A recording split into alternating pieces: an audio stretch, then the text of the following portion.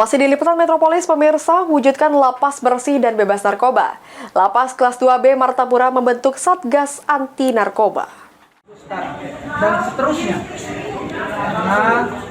Sebagai bentuk komitmen melawan pengaruh buruk penyalahgunaan narkoba, Lapas kelas 2B Martapura Kabupaten Ogan Komering Ulu Timur membentuk Satuan Tugas Anti Narkoba. Pembentukan Satuan Tugas Anti Narkoba di Lapas kelas 2B Martapura juga mengedukasi warga binaan di dalam lapas tentang bahaya penggunaan narkoba sehingga dapat menciptakan situasi lapas yang bersih dari narkoba sehingga dapat merubah stigma masyarakat akan peredaran bebas narkoba di dalam lapas.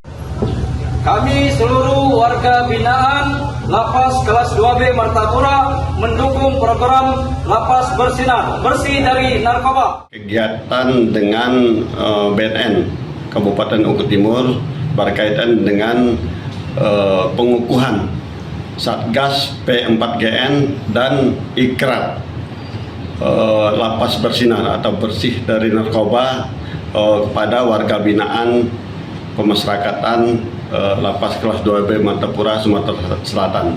Tujuan dari dibentuknya Satgas P4GN di Lapas kelas 2B Martapura ini apa, Pak?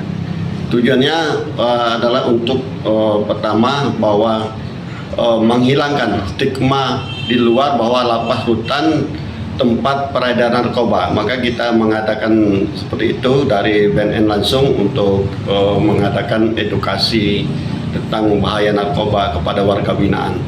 Mudah-mudahan kedepannya lapas bersih dari narkoba dan tidak hanya mereka waktu di dalam dan mereka setelah bebas benar-benar untuk menghilangkan apa yang namanya narkoba dari kehidupan. Kepala Lapas kelas 2B Martapura berharap warga binaan maupun petugas lapas dapat terbebas dari bahaya penyalahgunaan narkoba, baik saat masih berada di lapas maupun saat setelah selesai bebas nantinya. Elvandri Jefriadi, PAL TV.